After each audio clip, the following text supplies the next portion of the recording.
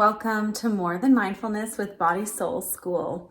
I'm Becky Moeller, and today we're going to be talking about mindfulness for mothers and also for caretakers. So yesterday was Mother's Day. Happy Mother's Day. I just want to acknowledge, first of all, that Mother's Day can be a really happy day.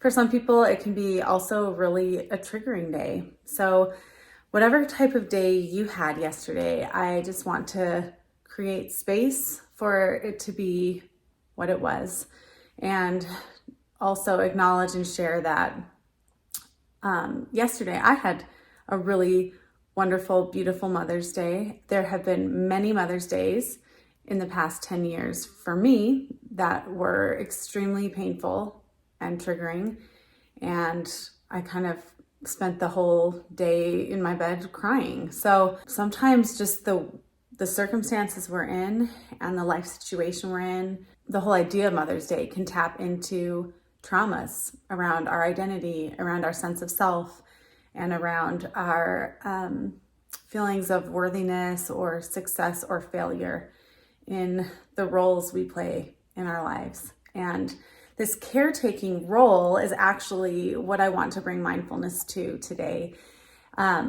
As mothers, we are caretakers, and those of you who are also caretakers or in helping professions like therapists or teachers or nurses, any sort of career where your primary job is to show up for people, to care for them. We have kind of an interesting and specific challenge as far as living mindfully, because while we loved to care for people, and there's a part of us that really enjoys and finds joy in caring for others, otherwise we probably wouldn't have picked those professions or chosen to be in those roles. Caring for others also has its own challenges and can be really depleting. And for my Mother's Day, my family was really, really good to me yesterday, but what I wanted to do more than anything was take a nap. And I took a nap, a long nap, like the longest nap I've taken in a long time.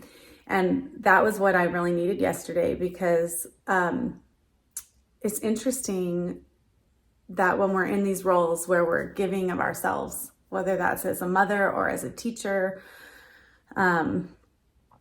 as a nurse, or just as a caretaker, there's something depleting about kind of putting ourselves and putting our soul out on the line. And we can get caught into some traps as caretakers and even lose our own sense of self.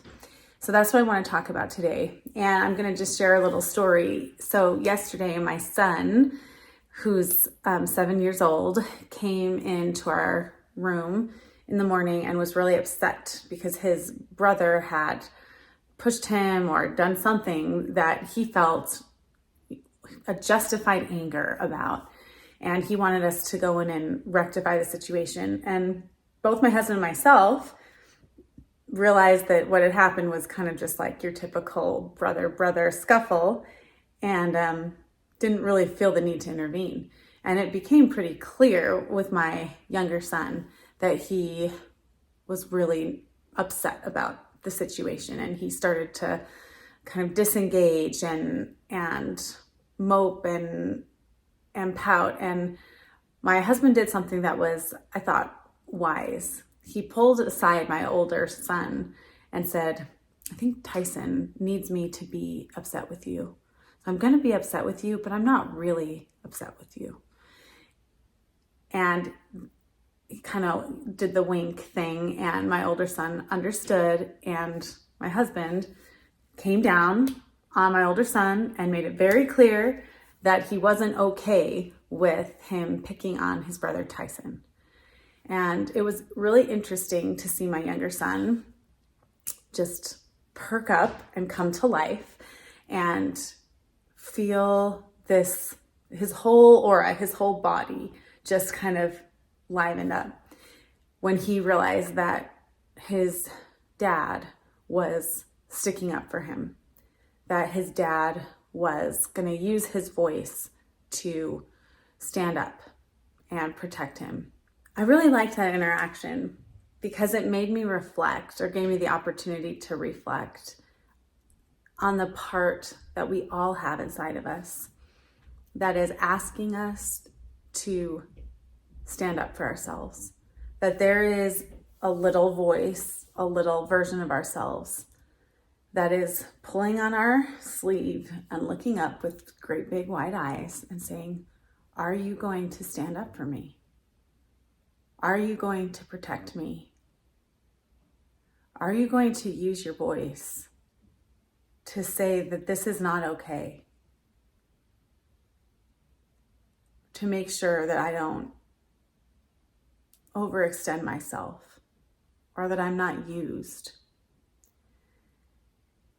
And the reason I bring this up is twofold. One, because as caretakers, and maybe even as women, as mothers, as women, I think sometimes we've been conditioned and taught to shut that voice down, that we don't deserve to have that voice, or that that voice isn't ladylike, or that that's a selfish voice. Maybe we've been conditioned to expect other people to play that role for us. Like, it's our job to overextend ourselves, and if the people around us really love me, then they're going to protect me from myself. They're going to tell me I need to take a rest. They're going to tell me to not work so hard. And I can speak to this because I used to operate this way, and I still do from time to time. This past week, I think I was operating more in that way.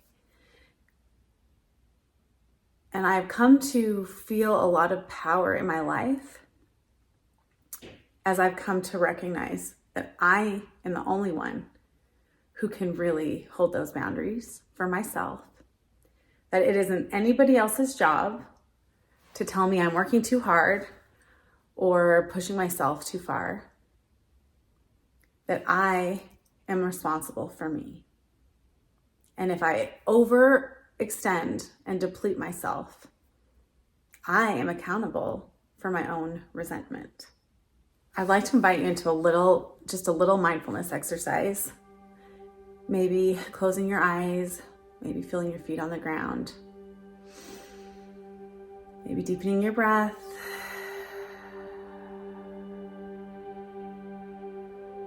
And allowing your breath to wash over your body.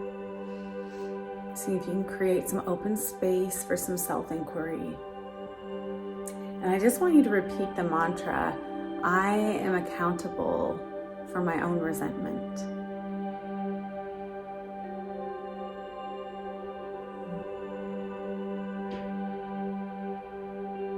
I am accountable for my own resentment.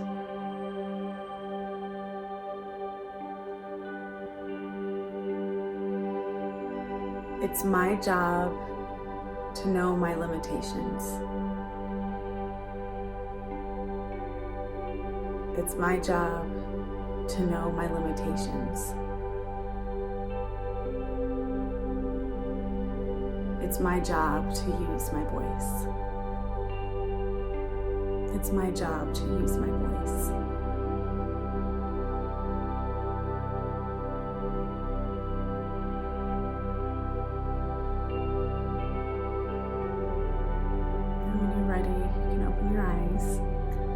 Just notice how that feels in your body, if it brings up any emotions.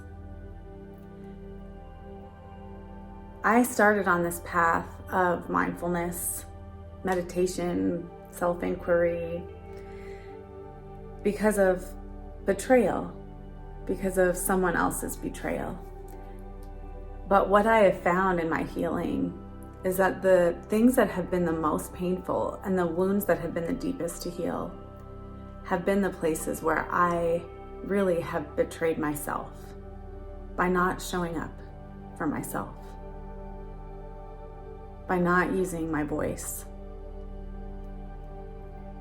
for not treating myself like I'm worthy of love and respect. And while that has been extremely painful to become aware of, it has also been the most beautiful and even powerful place to heal, because I'm not waiting on anybody else to start showing up for me. I'm not waiting for a perfect parent to know how to be there, or a perfect partner to know how to comfort me. I'm learning how to be my own mother, my own soft place to land, my own father who can stand up with strong boundaries and say, that's the limit of what I am able to do right now. And to be able to hold those boundaries from a place of love, knowing that if I extend myself beyond this point, I can no longer show up for you with a full and open heart. I will be depleted. I will be resentful. And you deserve more than that. And so do I. So I'm going to give you 2 really quick mindfulness practices that you can start to use to start to show up for yourself as a mother, as a caretaker, as a helping professional. And these are 2 practices that I've been using for the last 10 years or so that really help form the fabric of a healthy life for me. And one is a check-in at night. I practice the AEIOUY check-in. This was initially published in Brene Brown's Gifts of Imperfection, and I've kind of adapted them. But the 2 I want to focus on here is the I, did I do something for myself today? And the O, did I do something for others today?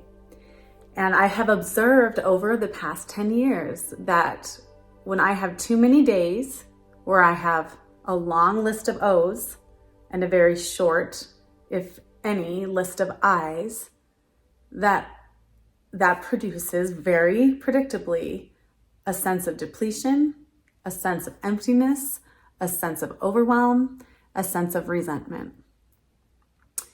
And it's helped me to take accountability, to say no when no is needed, not out of selfishness, but so that I can show up in my life for all the people, for all the ways I want to be present in my fullest capacity.